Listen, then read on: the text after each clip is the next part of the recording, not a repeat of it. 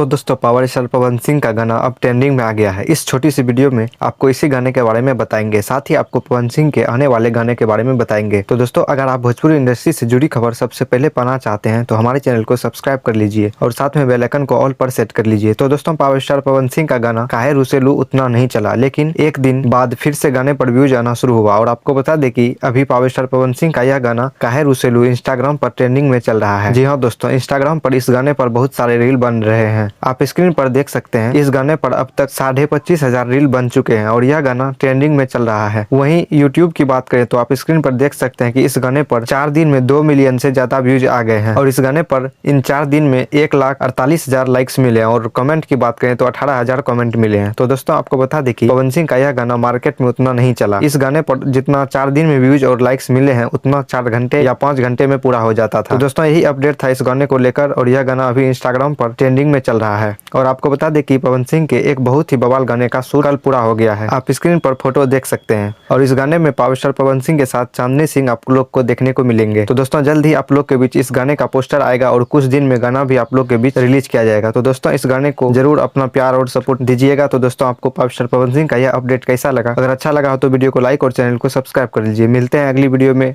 फिर एक और नए अपडेट के साथ। तब तक के लिए धन्यवाद।